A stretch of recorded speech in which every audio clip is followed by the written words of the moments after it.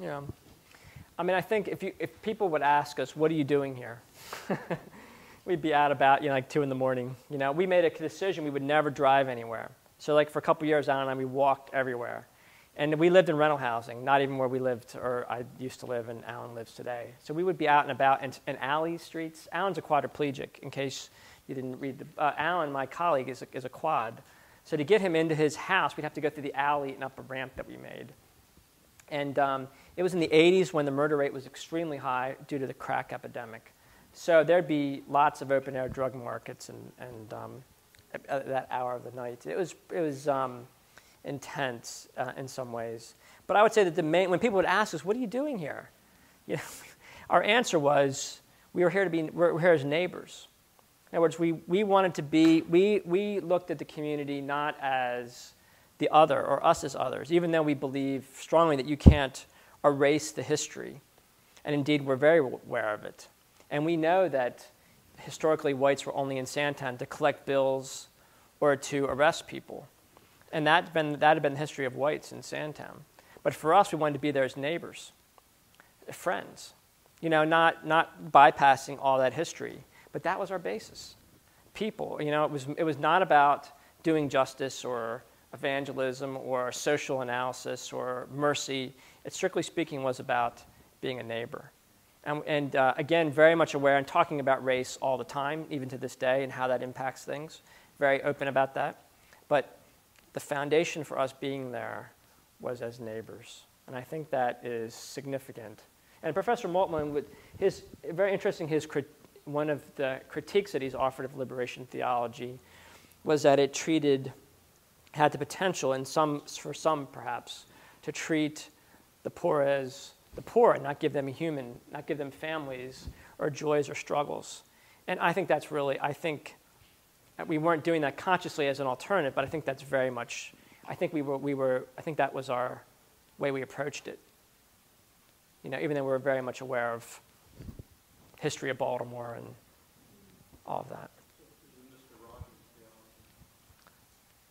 I don't know that I maybe embraced that one. But maybe the one that Eddie Murphy played or something, but on Saturday Night Live. But I think, I watched Mr. Rogers the other day, and he's in a suburban community. That's the reason I'm resisting that, because I have now very young kids. So, but I think being a neighbor, I think that's true, I think community life is how these things happened. It wasn't a program, okay? These were not programs. These were out of our life together as a community. I think that's really the case. I think that's why it has power even for people who experience it. Bill, thank you. This builds on what's been said before in some ways, in that one of the questions I had was your second theme that you noted was the expressions of alternative ways of power. And if you could say a little bit more about the power relations between, say, New Song and the Aladura Church of God. Mm-hmm. And what I thought was interesting about the last comment, as a segue into this, is the fact that when you think about it in terms of neighborliness as itself kind of sets a paradigm for thinking about power relations in a new way. And particularly the move, which I thought was genius, to have the children begin to articulate the mission of your church.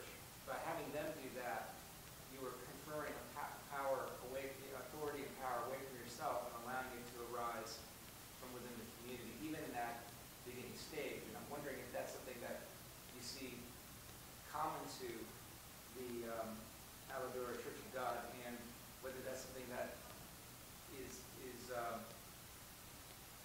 essential to the kind of renewing the mission you want to do. Yeah, I have to think about that a bit. There certainly is just a blessing. Children are seen as really a blessing and a wonder. They're in the services, the Aladura, they're in, or any African church. They're in there. They're often running the service. They can preach. They're just very much involved. It is very much a family experience, I think. I found in African immigrant churches, whether they're Pentecostal. I'm looking at three very closely, I should say, and they're very different traditions, and yet in common, these three African churches. And I've looked at many, many more in my overall work, but it's really a family experience, very much so. But there's also a real process of formation. So I'm not sure. But I think there's always, for example, in the Church of the Lord, here's an interesting bit. In the Church of the Lord, every Sunday at the end of the service, we'll sing a song about children of God come forward. I'm trying to think of the words. I'd have to sing it in order to do that. That would be scary. But the children all go forward, and they're anointed, and they are said to be representative of the children of the world. And they're anointed, protected with oil, and then one of them prays, and they're seen as symbols of all the children. So I think that says a good deal. In terms of also the race issue that you face as a white person in a predominantly black community, it seems that where I was kind of seeing also you had an incredible sensitivity to power relations when you went in that way, and that you allowed that to kind of feed into the structures of the community itself. I mean, is that an accurate construal of what you're talking about when we talk about expressions of alternative ways of power? I mean, I think for us moving in, you have to realize that I think you have no power, you have no control, you're dependent. I think in Sandtown, I still say today, I am dependent when I'm there or when I live there on my neighbors and on the community. I'm not in any kind of powerful situation. I am dependent. And I could give you just story after story about what that means. So I think there is a dependency that I have. I think in terms of the church communities, as communities gather and they experience the power of the new creation, and these become unleashed in different gifts, which are very, very diverse. Gifts of healing, gifts of praying, gifts of leadership, gifts of building, gifts of holding hands, gifts of planting gardens. All these gifts which become unleashed, they're the gifts of the new creation and the kingdom of God unleashed. That becomes an alternative source of power. It is an alternative source of power. It is that. It is new powers unleashed. And it's not the power of politics. It's not as if we don't think politics are important. We would very much think that they are. But at this level, the Spirit is working through children and adults, and people are part of a larger faith community, like Church of the Incarnation and other communities, that these new gifts become unleashed, and there's a power there. And then you do see, and then the world looks like it should begin to look. The things that begin to happen right is how God intended the world to look, because that is the kingdom at work.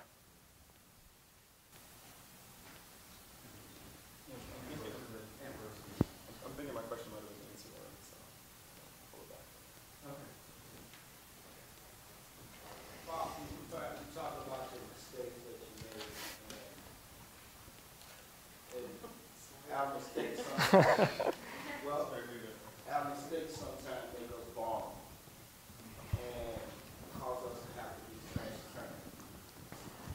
You feel that through your mistakes that also allowed it, or maybe did or didn't allow the community to realize that they can go forth and make mistakes and get through their mistakes just because they look at you, here's this white guy in this African American community, and he's making mistakes. So it's okay if we make a mistake. And do you think that is one of the foundations that helped New Song to continue to grow because the people was willing to continue to go forward, even though they were making mistakes? Well, I'm not sure if I should defend my ministry now or say I didn't make. I would say probably an honest answer would be that the vulnerability which we had was not of our mistakes. Okay, I have to be honest. I mean, it's not as if I was doing things right, but I wasn't like I was always going around making mistakes in the sense that people were always correcting me it was a little bit different than that, okay? I mean, not to say that I wasn't always learning and correcting course corrections, whatever my job was or my role was. That was always happening. You know, I by no stretch, we learned as we went. But I think what is stronger probably as that we are incredibly vulnerable people. Alan and Susan. Alan is a quadriplegic. Susan, we moved in there. Susan and Alan, their two daughters, were what, 6 and 7 years old. I lived by myself. You know, I had a dog after a bit, and that was great. But I mean, that was about, you know, so our vulnerabilities were very much on the surface. We were dependent on each other. And I think, I would like to think my mistakes would encourage people that they can make mistakes and go on. But I think it's even predates anything that I did right or wrong as a pastor. I think it's more a way of being. I think other people might say we were just there as neighbors and we cried too and we celebrated too. I hope I'm answering. I mean, other people would have to be the ones to answer that about me, I think. Well, maybe I'm using the wrong word when I say mistake. Maybe just not having all the answers would be right. Yeah. Yeah.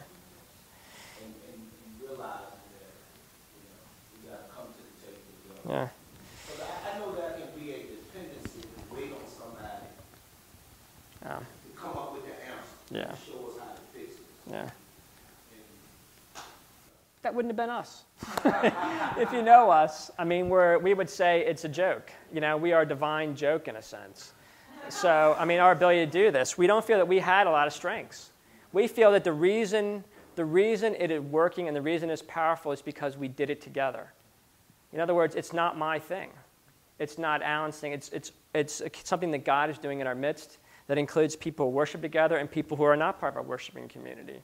It includes all the homeowners. It includes everyone on the block. It includes people that I would pray with as part of a parish ministry. It would include all sorts of ways that we were connected together, and we did it together. And I think that is the strength of it. I don't think it's because a couple of us had a role. I think it's all that happens. Laverne is a better leader than I would ever be. Elder Harris has a longer history and has ministered more faithfully than I will ever have the capacity. I could go on and on and on. I think that's the case. And people like my neighbor Ike, who we helped build all the first buildings together. I mean, he's still there now helping to continue the work. So everyone's still there and everyone's doing great. And I think, as hard as it is, I believe that is because the process was one of a fellowship together, a community together, and that's how we proceeded. And that vulnerability is everywhere. We all have them. Everybody knows each other's business because you live right next door. Everybody knows everybody's problems. Everybody knows. Is that right, Van? You think this is, I mean, am I something like that? Absolutely. Okay, I don't have to be, someone has to keep me accountable for a question like that. I guess the thing that occurred to me when you thought like that is you guys didn't go into a lot of expertise or answers. Alan is operating now a pretty big operation. I don't think he has an MBA. He doesn't have any background in this, and yet he's managed to rise to the occasion. Yeah. It's pretty amazing. Yeah. The way Susie's running a school now.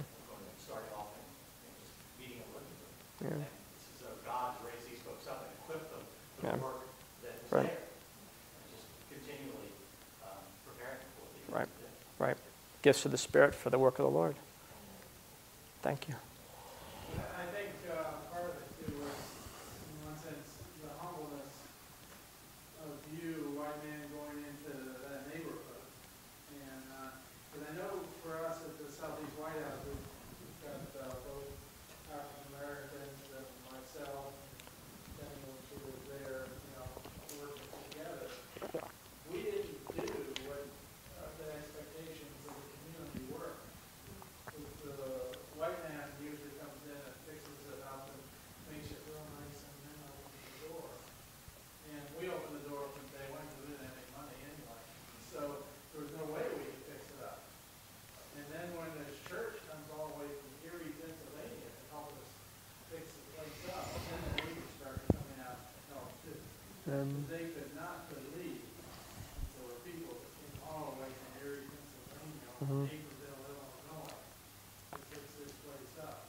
And why aren't we helping to fix this place up? And that was Um, That it was, well, there was a spirit that came in there, like this, that's great. it wasn't a mistake as much as it was a circumstance. And God really used it. Thank you.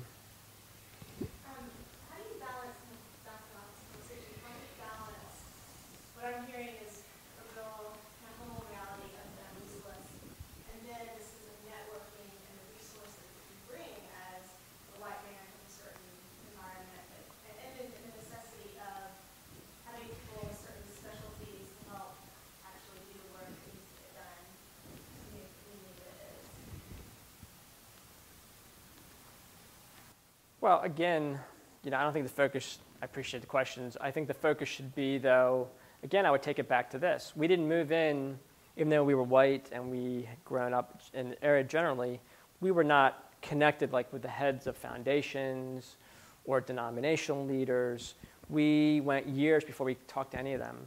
And our contacts came with those groups, when those people came out of our experience. And so, we did, I'm sure we would gladly leverage our background to do that.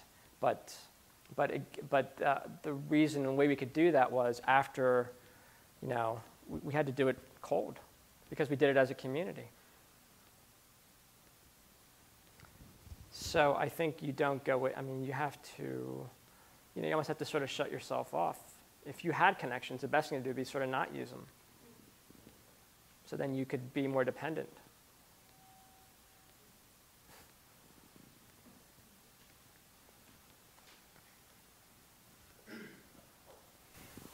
John and Greg. Mark, I'm interested in how these two communities are helping reimagine the city. Talked about some of the different ways spatially that we reimagine the relationship with quality. St. Augustine and the City of God talks about the city as eschatological, and more than spatial, more than even temporal. I wonder if that features into it, that there's a sense of sharing a community over time that challenges some of the logics of development of the way that cities think about time. Is that at work at all? It's kind of that the city itself is more than just a spatial thing. It's a way of sharing time. It's a way of sharing history. Is that at work at all? Yeah. The New York is primarily not a place. New York is primarily a series of networks. It is globally connected. I could have done the study that I did with the Church of the Lord with thousands of other congregations because New York City is a network. It's connected to the world. And so I would say that in order to understand New York, you have to understand Nigeria, for example, now, or Germany or Hungary, less so, but more what's happening in other parts of the world, in the non-Western world. So I think in terms of how people, I think there is a new, we tend to think of New York as connected to Tokyo and London and Frankfurt, let's say, connected by capital, connected by the markets. But I think actually, if you look at what's happening in the boroughs, let's say Queens and Brooklyn and the Bronx and Harlem and Staten Island, you'll see that the connections are very rich, and they go to different places.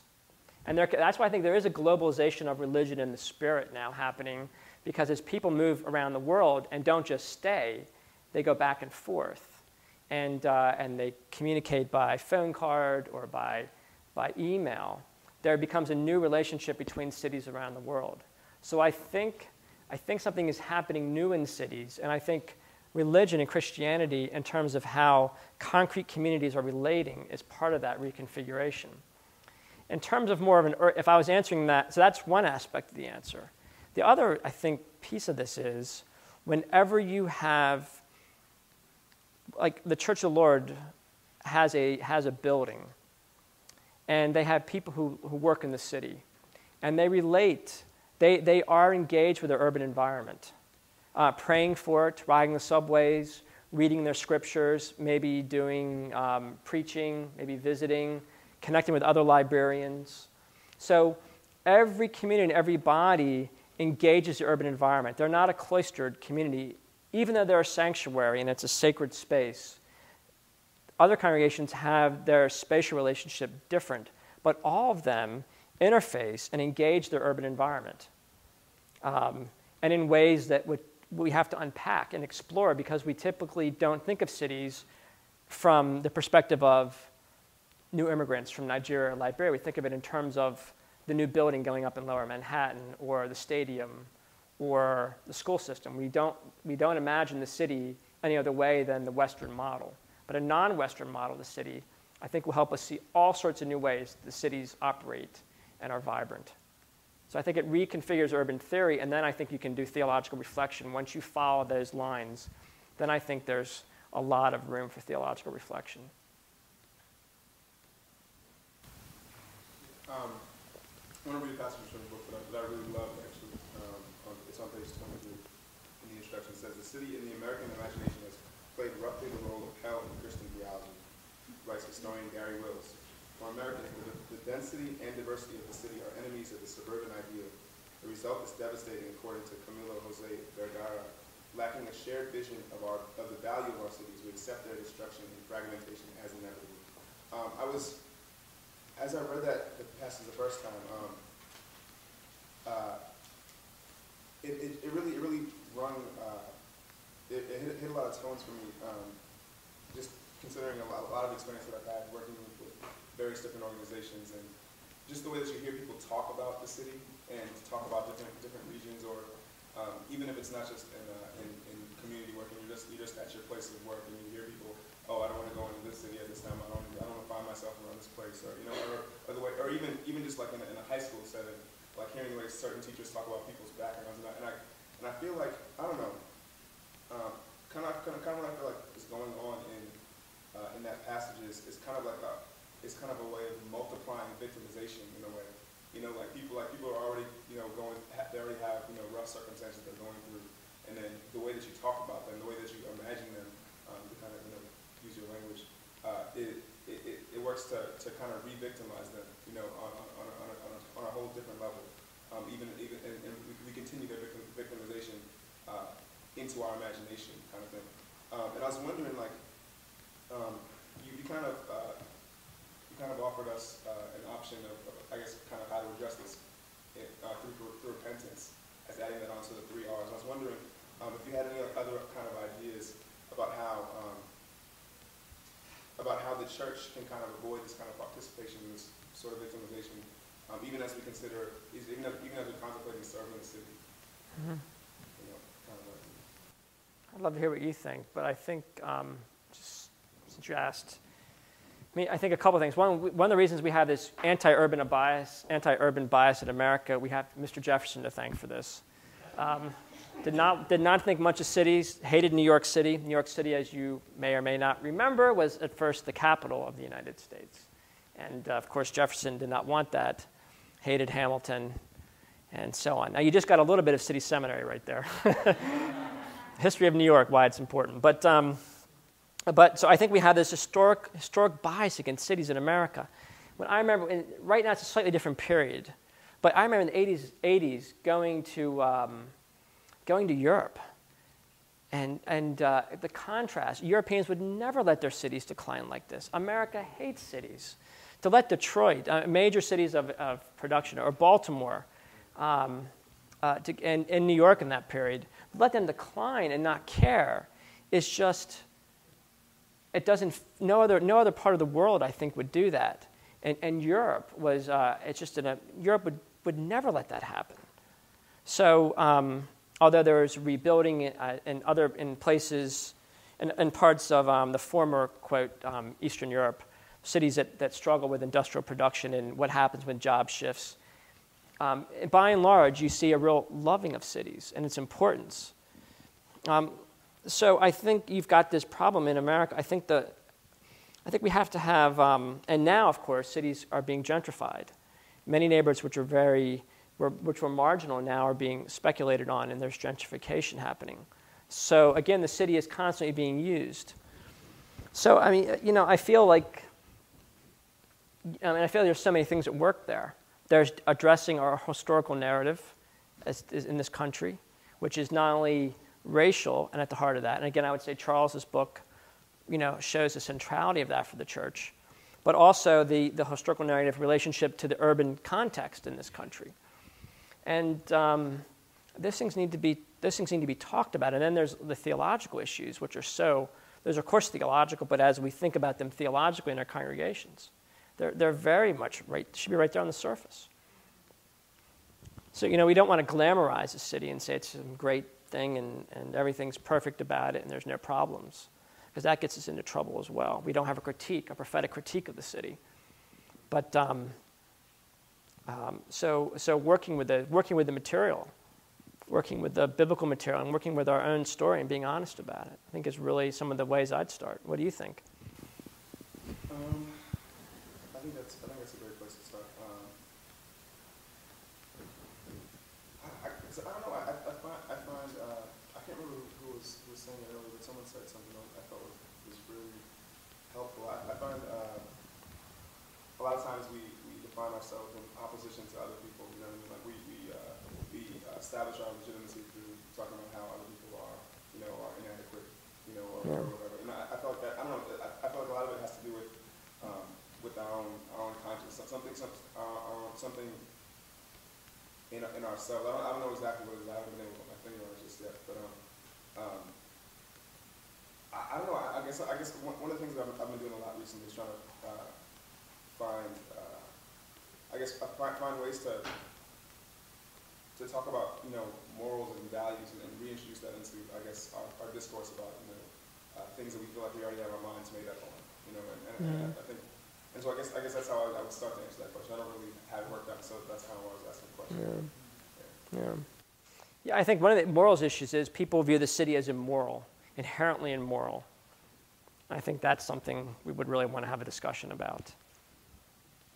Yeah, I think that's part of it. Unlike the suburbs, exactly. So the city is immoral, the city is sinful. These are more pure areas. Yeah. You might want to nuance that just a bit, though, right? I mean, in Brazil, there isn't a valorization of the cities as there is. I mean, Rio de Janeiro has an incredibly huge slum. And the problem, the thing is that cities as a category, it's overly broad. There are different, even within in America, in the United States, limited, there's different, you can see different theologies of the city operating depending on where you are. I mean, look at Chicago and New York, and look at the plan that is animating both. Look at Washington, and the plan that animates Washington. Even though there's always going to be critiques. I mean, one seminarian colleague of ours did a great sermon in which he looked at the map of Jerusalem and where the poor existed, what people think in Jerusalem, and the map of D.C., and he found that Jerusalem's poverty was located in the southeast, just like Washington. Isn't that interesting? And so, I mean, there are different ways that the critique can engage. I don't mean to push you on that. Well, I think that's a great question. I would just answer by saying I would take an approach of something called the ordinary city. There's an urban theorist who talks about the ordinary city. We don't need to think of global cities or Western cities. We need to think about each city on its own terms. And I think that's right. Baltimore should not be compared to New York, for example, or other cities. We just give an example right here. What we'd want to do is think about each city on its own terms and bring the biblical reflection to bear on that particular context. I think we do want urban theory not to be one thing. I think that's a great point. This is probably sort of a lived theology question here, but when I look at that part of the evangelical church that embraces a gospel and social dimensions, all of its institutions and all that, I basically see either those who are high on activism but low on theological reflection, and those who are high on theological reflection and low on activism. Usually pretty absolute. I think what's impressive about you and your situation is that you seem to have been able to hold those two in tension. So my question is, how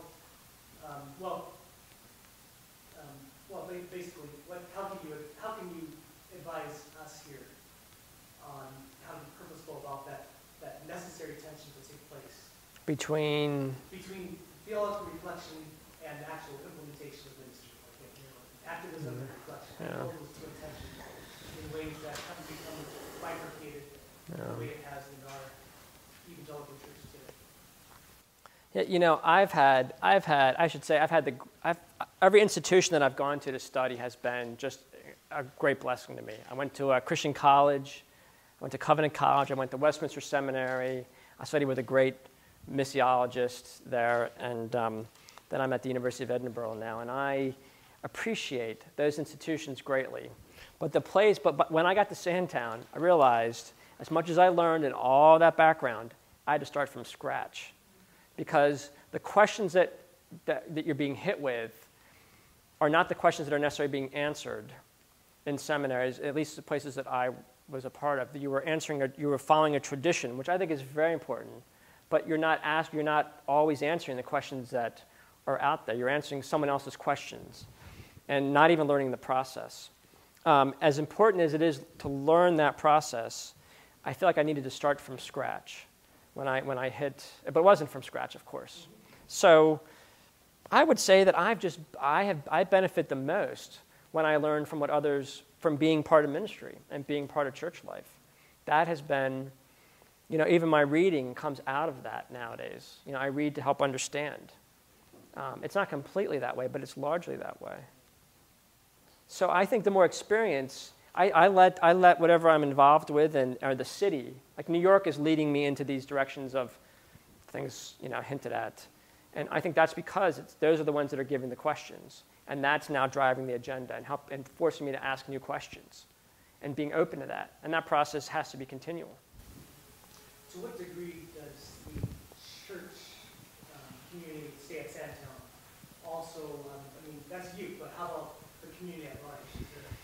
How does that action, reflection, dynamic take place for them?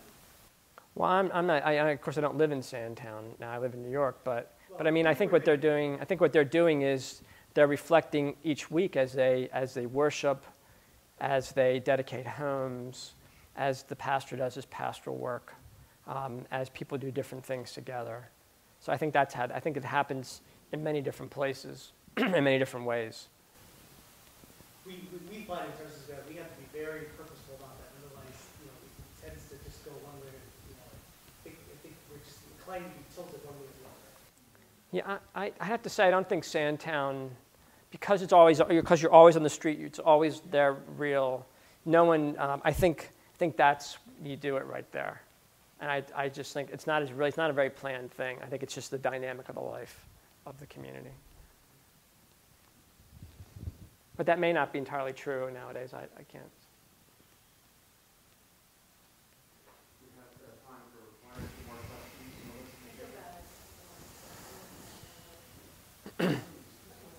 I actually wanted to ask about music, and that is because you mentioned Bruce Cockburn in your book. And I was thinking about a book that probably some people do hate and some people love, Glennis Malfoy's Famous Men by James Agee, and he spends half the time talking about King Walker Evans living in the sharecroppers for that short period of time, and the second half of the book is sort of this bizarre evocation to go and listen to, I think it's Beethoven's Fifth Symphony, as a way of waking up. And I'm still piecing together what the connections there might be, but I think it's music as a vehicle to wake us up, and music is a vehicle to sustain us. And so because you did mention Bruce Cockburn, and you have talked about the music as well in worship, I wondered if you could talk about that. Yeah.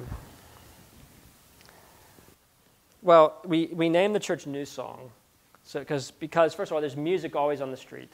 Music's everywhere in the city. It's a great thing about the city life. You just hear everything all the time, and we also believe, the new song theologically in the Old Testament, a new song in Exodus and in the Psalter was always a victory hymn. They were in context of victory over an enemy.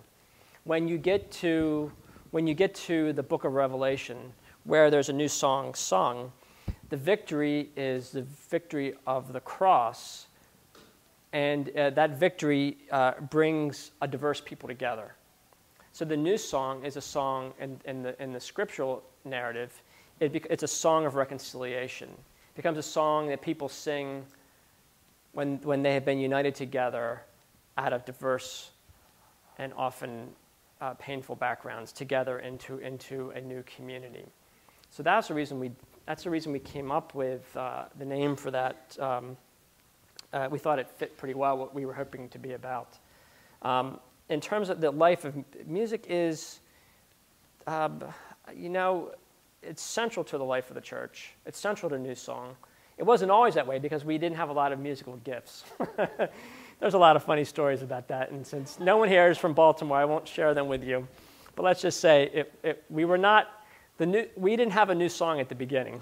It was a pretty bad. We could have been called Terrible Song or Bad Song, or Can't Sing Church, or so people took pity on us and came to church and led the music, and now the music ministry is phenomenal. But music is part of the rhythm of the kingdom. It brings you into. It is. I think music is central. I think celebration is the way that New Song is sustained. And one of the things we backed into was every time we dedicate a house, we have a celebration in the street, and it's like a church service. And that kind of cycle of constantly celebrating and singing about what's happening is the dynamic which sustains. If we didn't have music, I don't think we could sustain it. I'd make it that strong. But that's because singing and music is, of course, that worship dynamic. Again, it puts worship and celebration central to the life of the church. And that would be true of the Pentecostal churches and African churches. They may sing for an hour before they stop for the next thing. So it's very, very common. And it would be a universal, I think. And it's a very good question. But you didn't answer. What? Which? You didn't answer the second part. Of which then I missed? For you personally, and what the music of Bruce Coburn has meant to you. Oh. And in your personal work, how music has sustained you or woken you up? I have to say I owe a great debt to Bruce Coburn. He's a Canadian musician, and he was he was writing about Central America in the 80s when I was listening to this and helping me make connections.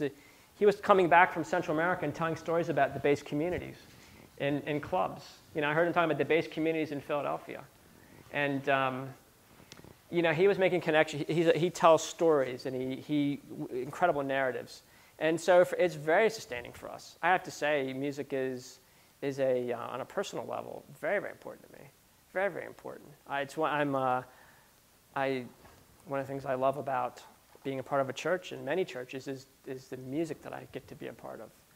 And Bruce Coburn's music is very, very important. And I love African music and all that, So I think it's very, very, I think it's personally very, I owe a great deal to his music. I really think that. And to some other folks. Thank you, Mark. Thanks. Thank you very much.